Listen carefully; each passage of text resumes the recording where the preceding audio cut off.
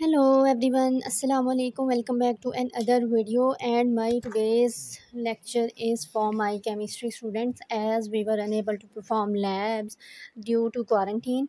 So I thought why not share the very basic experiment of physical chemistry titration.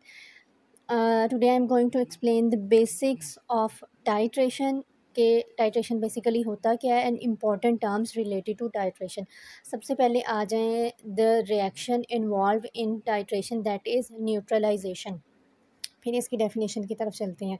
Neutralisation हमारे पास क्या होता है? Neutralisation simply acid और base का reaction है आपस में, जिसमें वो एक दूसरे को न्यूट्रल करके और हमारे पास आयोनिक कंपाउंड या फिर जिसको सॉल्ट कहते हैं वो बनता है और साथ में वाटर बनता है। ठीक है, तो reaction between acid and base to produce salt and water, like acid और बेस आपस में रिएक्शन कर रहे हैं, इसको हम कहते हैं ये न्यूट्रलाइजेशन रिएक्शन है। यहाँ पे न्यूट्रलाइजेशन हो रही है और इसके नतीजे में बन क्या रहा है? Salt and water. ठीक हो गया, तो ये बेसिक रिएक्शन है जो कि इन्वॉल्व होता है इन टाइट्रेशन। ठीक हो गया। अच्छा, अब टाइट्रेशन की तरफ आ जाएँ। टाइट्रेशन की डेफिनेशन क्या है और हम टाइट्रेशन का जो एक्सपेरिमेंट है बेसिकली उसको परफॉर्म क्यों किया जाता है? Why titration is perform? Titration basically is used to determine unknown concentration of any acid और base in a given sample. Like मुझे एक सैंपल दिया जाता है और उसके अंदर फॉर एग्जांपल या वो एसिड हो सकता है या वो बेस हो सकता है। ये मैं बात कर रही हूँ एसिड बेस टाइट्रेशन की। टाइट्रेशंस हमारे पास डिफरेंट टाइप्स की होती हैं। स्टार्ट जो फर्स्ट स्टेप है, जो मोस्ट कॉमनली लैब्स में, स्कूल्स, कॉलेजेस में, इवन यूनिवर्सिटी लेवल पे भी जो मोस्ट कॉमन टाइट्रेशन की जाती है perform, that is acid base titration. तो मुझे अगर सैंपल दिया जाता है, फॉर एग्जांपल एक बेसिक बेस का कोई सैंपल है और मुझे कहा जाता है इसमें से बताओ जी कि बेस की कंसंट्रेशन कितनी है, उसकी मोलैरिटी कितनी है। ठीक है, तो उसके लिए फिर मैं उसको टाइट्रेशन के प्रोसेस से गुजारूंगी by using the respective acid. ठीक है, generally for example for the time ये इसको माइंड में रखें कि टाइट्रेशन हम करते हैं perform to determine unknown concentration of any acid और बेस। अब आ जाए important terms related to acids and base के इसके लिए कौन कौन सी इंपॉर्टेंट टर्म्स जो हैं वो यूज़ होती हैं। सबसे पहले टाइट्रेंट है। टाइट्रेंट के लिए दूसरा वर्ड जो है वो एनालाइट का भी यूज़ होता है। टाइट्रेंट क्या है? अननोन कंसंट्रेशन का जो सैंपल है। फॉर एग्ज़ाम्पल अगर मैं कोई बेस ले रही हूँ, उसकी कंसंट्रेशन मुझे नहीं पता, तो मैं कहूँगी ये मेरा टाइट्रेंट है, या इसके लिए एनालाइट का वर्ड भी यूज़ होता है। दूसरा इंपॉर्टेंट चीज़ जो यूज़ होती है, सैंपल यूज़ होता है, सोल्यूशन यूज़ होता है टाइट्रेशन में, that is your titrant. Just D और टी का डिफरेंस है। टाइट्रेंट क्या होता है? ये वो सोल्यूशन है जिसकी कंसंट्रेशन मुझे पता होती है, ये भी यूज़ होता है टाइट्रेशन में, और इसको यूज़ करके ही मेरा जो अननोन टाइट्रेंट है उसकी कंसंट्रेशन को मैंने मेजर करना है। तो अब मज़ीद ब्रीफ डेफिनेशन की तरफ आ जाएं टाइट्रेशन की, कि titration is the process of chemical analysis, के किसी भी सैंपल का मैं एनालिसिस करने के लिए उसकी कंसंट्रेशन बताने के लिए उसको टाइट्रेशन के प्रोसेस से गुजारती हूँ। अच्छा, अब जनरली इसमें हम करते क्या है, टाइट्रेशन को परफॉर्म किया जाता है उसमें टाइट्रेंट जिसकी कंसंट्रेशन मुझे पता है, ये टाइट्रेंट और टाइट्रेंट को कंफ्यूज आपस में नहीं करना, ऐड किया जाता है टाइट्रेंट को gradually from a burette with which is a apparatus instrument use. Burette में क्या लिया जाता है? टाइट्रेंट, उसको ग्रेजुअली ड्रॉप करवाया जाता है टाइट्रेंट के अंदर। ठीक है, अब यहाँ पे मैं आपको थोड़ा डायग्रामेटिकली बता देती हूँ कि ये ब्योरेट क्या चीज़ है और ये सारा सीन एक्चुअली हो किस तरह से रहा होता है। अब ये ऐड करवा रही हूँ मैं टाइट्रेंट, तो कितना ऐड करवाना है, मुझे कब पता चलेगा कि मैंने अब एडिंग जो है वो स्टॉप कर देनी है? ये आप एक रफ से इलस्ट्रेशन देख लें यहाँ पे कि ये जो आपको थर्मोमीटर टाइप एक अपरेटस नज़र आ रहा है, दैट इज़ योर ब्योरेट। ठीक है, इसके ऊपर मार्किंग हुई हुई होती है, वॉल्यूम ml मैयर होते हैं स्केल इसके ऊपर, कि इसको किसी आयरन स्टैंड के साथ हैंग कर दिया जाता है इस तरह से। ठीक है, नीचे इसके कॉनिकल फ्लास्क मोस्टली यूज़ होता है अननोन सैंपल को डालने के लिए। कॉनिकल फ्लास्क के अंदर मेरा टाइट्रेंट है, जो ब्योरेट है इसके अंदर मेरी टाइट्रेंट है। टाइट्रेंट के लिए दूसरा वर्ड यूज़ होता है स्टैंडर्ड सोल्यूशन। हम सबको पता है स्टैंडर्ड सोल्यूशन किसको कहते हैं, जिसकी कंसंट्रेशन पता हो।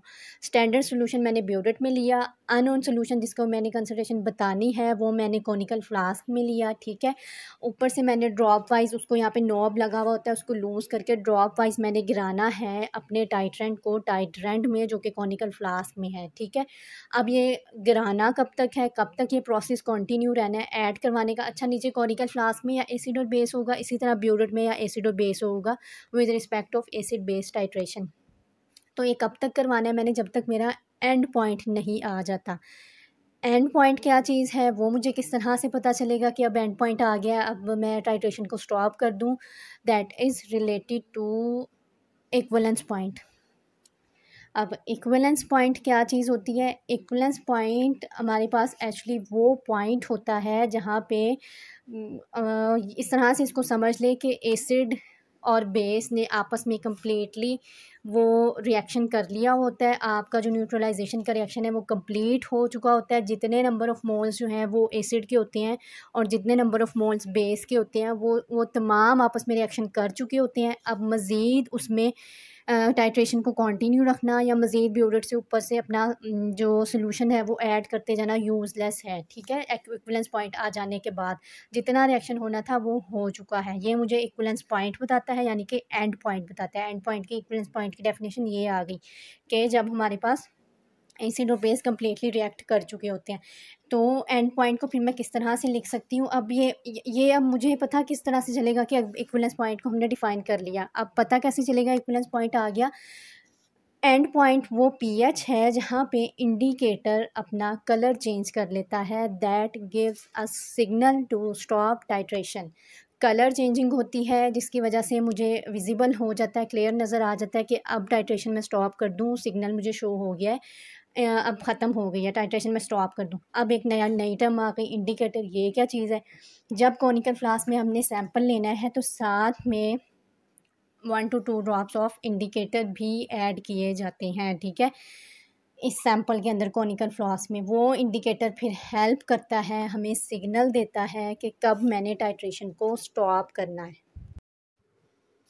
अच्छा, अब इंडिकेटर जो है वो डिफरेंट टाइप्स के होते हैं डिपेंडिंग ऑन द सैंपल और केमिकल्स जिसके साथ आप टाइट्रेशन परफॉर्म करते हैं। तो मोस्ट कॉमन हमारी लैब्स में जो अवेलेबल होता है एसिड बेस्ड टाइट्रेशन के लिए जो यूज़ होता है दैट इज़ फिनोल्फ्थलीन, ठीक है। मोस्ट कॉमन आपने नाम इसका सुना होगा, ये हम इंडिकेटर यूज़ करते हैं, ठीक हो गया। तो अब इक्विवेलेंस पॉइंट को मज़ीद क्लियर कर लेते हैं कि इक्विवेलेंस पॉइंट वो होता है जब exactly equivalent amount of titrant add हो चुकी है टाइट्रेंट में, कंप्लीट रिएक्शन हो चुका है, न्यूट्रलाइजेशन हो चुकी है, मज़ीद ऐड करना फ़जूल है, सिग्नल शो हो गया है। एंड पॉइंट का सिग्नल मुझे मिला है with the help of indicator जो मैं ऐड करूँगी हमेशा सैंपल के अंदर, ठीक है। इंडिकेटर को थोड़ा क्लियर कर लेते हैं। इंडिकेटर क्या चीज़ होती है? इंडिकेटर जो कि मुझे इक्विवेलेंस पॉइंट का सिग्नल देगा। इंडिकेटर दो फॉर्म्स इसकी हो सकती हैं, एसिड फॉर्म में भी होता है, बेसिक फॉर्म में भी होता है। ज़ाहिर है जो मेरा सैंपल है जो मैंने कॉनिकल फ्लास्क में लेना है वो एसिड भी हो सकता है और बेस भी हो सकता है, डिपेंडिंग ऑन कि मुझसे पूछा गया है। तो अब ये इसके फिर डिफरेंट कलर्स होते हैं, डिफरेंट फॉर्म में ये मुझे शो करता है कि एसिड का कब एंड पॉइंट आना है, बेस का कब एंड पॉइंट आना है।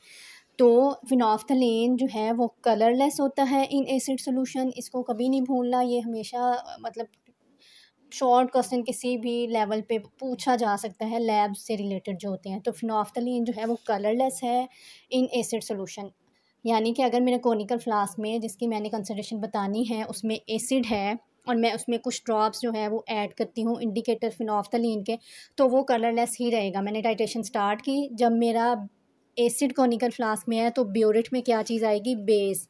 ये ऑपोजिट होता है हमेशा। जब बेस उसके अंदर ऐड होगी तो यहाँ पे मैंने क्या लिखा होता है कि रेड या पिंक होगा मेरा फिनोल्फ्थलीन इन बेसिक सोल्यूशन।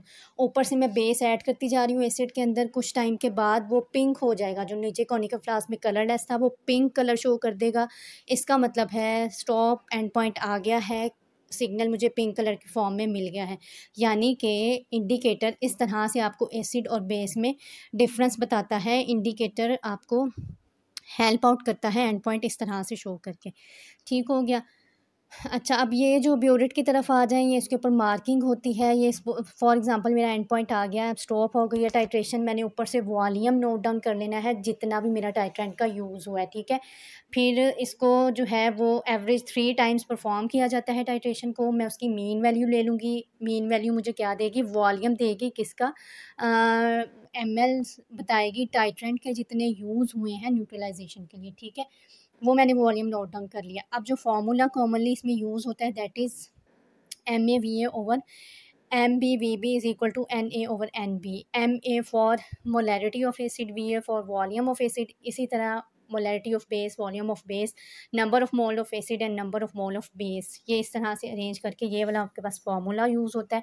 इसमें सारी चीज़ें आपको पता होती हैं, कोई एक चीज़ अननोन है। फॉर एग्ज़ाम्पल जो ब्योरेट के अंदर मैंने टाइट्रेंट लिया, बार बार ये कह रही हूँ कि उसकी कंसंट्रेशन मुझे पता है, तो वो नोन होती है। नीचे जो मैंने इधर कॉनिकल फ्लास्क में लिया, इसकी मोलैरिटी या फिर कंसंट्रेशन एक ही चीज़ होती है, वो मुझे अननोन है, ठीक है।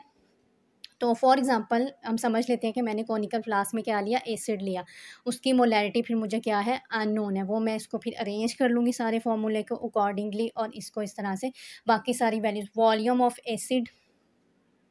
अच्छा, जो नीचे कॉनिकल फ्लास्क में मैं लूँगी अननोन सैंपल, उसकी जो वॉल्यूम होता है वो हमेशा फिक्स्ड ही लेते हैं, 20 to 25 ml और 15 ml, ठीक है। वो मैं इधर यहाँ पे V एक जगह पे वो लगा लूँगी। अब ये NA और NB number of moles of acid और बेस क्या है, ये मुझे कहाँ से पता चलते हैं, ये मुझे बैलेंस्ड केमिकल इक्वेशन से पता चलते हैं। जो भी मैं एसिड और बेस यूज़ कर रही हूँ, उसके इक्वेशन लिखूँगी, उनका टाइट्रेशन का रिएक्शन में न्यूट्रलाइजेशन रिएक्शन यहाँ पे लिखूँगी। फॉर एग्ज़ाम्पल अगर HCl एसिड है और मैं सोडियम हाइड्रोक्साइड यूज़ हो रहा है इस टाइट्रेशन में, और इनका रिएक्शन लिखूँगी, NaCl बना, वाटर बना, बैलेंस करूँगी इक्वेशन को। एक सोडियम हाइड्रोक्साइड का मोल है, यहाँ पे नहीं, आई थिंक सो 2 HCl आएंगे, ठीक है। तो इस तरह से करके आप इसको जो होल नंबर साथ लिखे हुए होते हैं वो आपको नंबर ऑफ़ मोल्स बताते हैं, ठीक हो गया। तो वो मैं लगा के अपना कैलकुलेट कर लूँगी मोलैरिटी ऑफ अननोन एसिड। अब मेरे पास इंडिकेटर्स डिफरेंट टाइप्स के हो सकते हैं depending on the type of titration. Like आपके पास लिटमस पेपर है, जिस तरह वो भी आपके पास लिटमस सोल्यूशन होता है, वो भी डिफरेंट कलर्स देता है एसिड्स और बेसिस में, उसको भी हम कह सकते हैं that is also an indicator. इसी तरह से हमारे पास टाइट्रेशंस भी डिफरेंट टाइप्स की होती है। Most common acid based titration जो परफॉर्म की जाती है, इसके अलावा कॉम्प्लेक्सोमेट्रिक टाइट्रेशन भी होती है। तो that's all for titrations. Bye bye.